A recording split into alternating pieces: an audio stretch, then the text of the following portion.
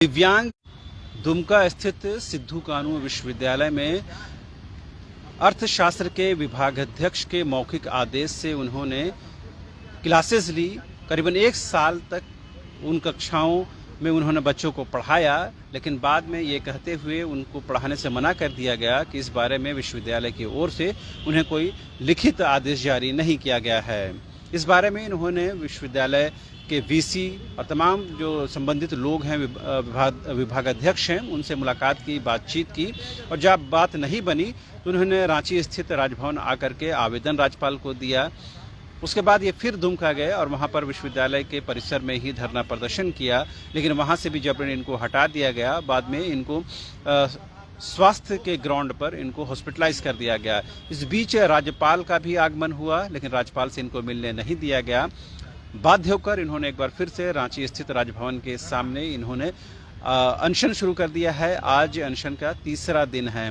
क्या कुछ मामला है, पूरी क्रोनोलॉजी समझने के लिए खुद हम दिव्यांग राजेश कुमार से बात करते हैं और समझने की कोशिश करते हैं कि आखिर क्या मसला है। अपने दर्शकों को एक बात ज़रूर बताना चाहेंगे कि इस खबर को, इस बात को आप मानवता के दृष्टिकोण से, ह्यूमैनिटी के दृष्टिकोण से, इंसानियत के दृष्टिकोण से जरूर देखने और समझने की कोशिश कीजिएगा, ताकि बात आपके दिल तक पेवस्त हो सके।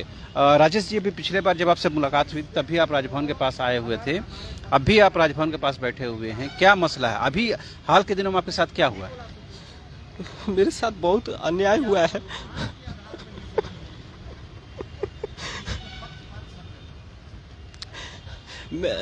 मैं सिद्धू कानू मुर्मू विश्वविद्यालय दुमका में 22 जनवरी 2020 से वर्गाध्यापन का कार्य कर रहा था, लेकिन इसके बदले में मुझे किसी तरह की कोई राशि नहीं मिल रहा था। इसका शिकायत मैंने महामहिम से किया। उन्होंने आदेश दिए कि इसे पैसा दिया जाए, लेकिन इसके बावजूद भी मुझे पैसा नहीं मिला। तब मैंने 3 बार अनशन किया सिद्धू कानू मुर्मू विश्वविद्यालय दुमका में, वहाँ भी कुछ नहीं बात बन पाया। तब मैं रांची आया हूँ 2 मई को और यहाँ एक आवेदन दिया, और मैं 3 मई से यहाँ धरना पर बैठा हुआ हूँ। मेरा मांग है कि मुझे वर्गाध्यापन का अनुमति दिया जाए। मुझे वर्गाध्यापन के कार्य से ही हटा दिया गया। जब मैं महामहिम से भेंट किया तो मैंने इनसे शिकायत किया, इसलिए मुझे वर्गाध्यापन के कार्य से हटा दिया।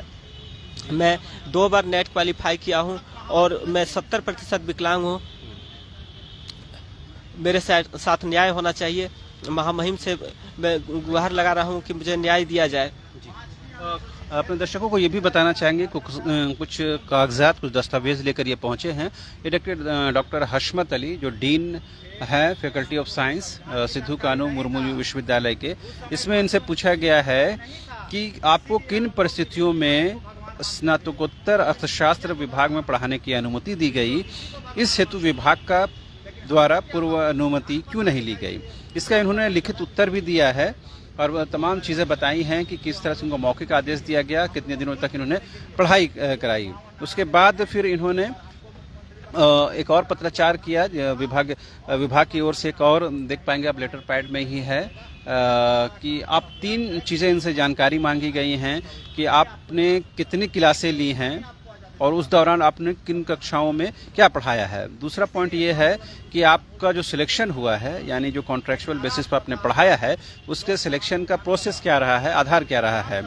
और थर्ड पॉइंट ये है, इसमें पूछा गया है कि आपको क्या ये क्लास लेने के लिए डिपार्टमेंट की ओर से कोई लेटर, कोई ऑर्डर इशू किया गया है। इसका भी उन्होंने उत्तर बजाबते लिखित तौर पर उत्तर दिया है। देख पाएंगे रिसीविंग भी है इनके पास, जिसमें उन्होंने बताया है कि किस तरह से मौखिक आदेश से इन्होंने पढ़ाई शुरू बच्चों को की और उसके बाद उसी बुनियाद पर इन्होंने कक्षाएं ली करीबन 1 साल तक। लेकिन बाद में जब ये मामला राजभवन तक या राज्यपाल तक पहुंचा, जिसमें उन्होंने शिकायत की, इसके बाद विश्वविद्यालय को हो सकता है कि नागवार गुजरा हो, जिसके बाद इनको अध्यापन कार्य से हटा दिया गया है, जैसा ये बता रहे हैं। अब बड़ा सवाल यह है कि अध्यापन कार्य से तो हटाया गया है, जिस दौरान इन्होंने पढ़ाई कराई बच्चों की, उसका जो पैसा होना चाहिए, उसकी जो राशि होनी चाहिए, वो भी इनको नहीं मिली है। लिहाजा इनको दोनों तरीके से नुकसान हुआ है। आज हालत यह है कि इनको दिव्यांगता के बावजूद भी आज राजभवन में, इस राजधानी रांची की शिद्दत भरी गर्मी में, इनको खुले आसमान के नीचे बैठने को मजबूर होना पड़ा है। आप देख पाएंगे खुद ये अपनी बैसाखी लेकर चलते हैं और तन्हे तनहा ये बैठे हुए रहते हैं। और कई बार हम लोगों को जब फ़ोन करते हैं तो हम लोग भी बाध्य होते हैं और मानवता के दृष्टिकोण से हम लोग इनके पास आते हैं और इनकी बातों को हम प्रॉपर चैनल से विश्वविद्यालय तक या संबंधित लोगों तक पहुंचाने की कोशिश करते हैं। कम से कम दिव्यांगता के ग्राउंड के आधार पर, मानवता के ग्राउंड के आधार पर इनके साथ न्याय किया जाए, इनके साथ नर्म व्यवहार किया जाए। लेकिन एक बात बिल्कुल यहाँ स्पष्ट करना चाहेंगे कि विश्वविद्यालय की ओर से इनको कोई भी लिखित पत्र इनको नहीं दिया गया जिसमें यह अनुमति दी गई हो कि ये कक्षाएं ले सके। लेकिन मौखिक आदेश, जैसा इन्होंने बताया है कि जो विभागाध्यक्ष थे उनको मौखिक आदेश से इन्होंने पढ़ाना शुरू किया, जिसके वजह से सारी तकनीकी पेच उत्पन्न हुई है।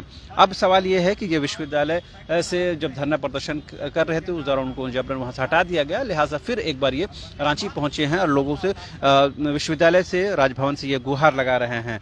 आगे क्या करना है फिर आपको? मेरा मांग, जब तक मुझे न्याय नहीं मिलेगा, मेरा मांग नहीं माना जाएगा, तब तक मैं धरना पर बैठा रहूंगा और मुझे भरोसा है कि मुझे न्याय मिलेगा। मुझे जब तक न्याय नहीं मिलेगा मैं तब तक यहाँ धरना पर बैठा रहूंगा। अभी जब रांची में पिछले 3 दिनों से आप यहाँ पर हैं तो यहाँ पर कैसे होता है रहना, खाना पीना, कहाँ करते हैं? यहाँ पहला दिन तो बहुत दिक्कत हुआ, लेकिन यहाँ ताना भगत लोग धरना पर बैठे हुए हैं, तो इन लोगों के साथ मैं भी यहाँ बैठा हूँ, तो खाना पीना का व्यवस्था हो जाता है इन लोगों के द्वारा, ये लोग करा देते हैं और ठहरने में भी दिक्कत नहीं है। ये लोग रात्रि विश्राम नहीं करते? हाँ। अच्छा। तो कब तक यहाँ बैठना है आपको, कुछ सोचा है आपने? जब तक मेरी मांगों को नहीं माना जाएगा, मुझे वर्गाध्यापन का अनुमति जब तक नहीं दिया जाएगा तब तक मैं बैठा रहूंगा। मेरे साथ जब तक न्याय नहीं होगा तब तक मैं बैठा रहूंगा। इस बीच में कभी भी विश्वविद्यालय के वीसी से या आपके विभागाध्यक्ष से बात हुई है? बहुत बार बात हुई है, लेकिन अब बात करने के मूड में वे लोग नहीं है। मुझे विश्वविद्यालय नहीं घुसने दिया जाता है। मैं विश्वविद्यालय जब जाता हूं तो वहां बहुत परेशान किया जाता है गार्ड द्वारा। मैं जैसे ही ऑटो से एक दिन उतरा तो उन लोगों ने ऑटो वाले को बोला कि इसको नहीं लाइएगा, और जो लाइएगा उसका ऑटो का नंबर लिखेंगे और इस रोड में नहीं चलने देंगे। वे लोग अपनी पूरा मनमानी कर रहे हैं, मुझे बहुत तरह से परेशान कर रहे हैं वे लोग। मुझे जब महामहिम दुमका गए हुए थे तो उस दौरान मुझे भेंट नहीं करने दिए वे लोग। मुझे टाउन थाना में दिन भर बैठा के रखे। मैं चाह रहा था कि मैं महामहिम से मिल के अपनी समस्या को बता सकूं, लेकिन ये नहीं हो पाया। मैं महामहिम से मुझे भेंट नहीं करने दिया गया। अब ये सवाल है कि आपको क्या, राजेश जी, आपको लगता है कि आपने अगर पढ़ाने से पहले, कक्षा लेने से पहले आपने अगर लेटर ले लिया होता, पत्रचार कर लिया होता, तो आज ये तकनीकी पेश नहीं आती? मैं प्रयास किया उस समय लेने का, लेकिन उन लोगों ने बोले कि दिया जाएगा, लेकिन मैं बहुत प्रयास किया लेने का, लेकिन समय गुजरता रहा और मैं प्रयास मेरा जारी था, लेकिन नहीं मिल पाया। शुरू में जब आपने अध्यापन कार्य जब शुरू कराया उसी दौरान पहले आपने लेटर ले लिया होता, रिसीव कर लिया होता, तो आज ये परेशानी नहीं होती? आपको ऐसा लगता है कि आपसे भी गलती हुई है? हाँ, कुछ गलती तो मुझसे हुई है, लेकिन मैं शुरू से ही कर रहा था।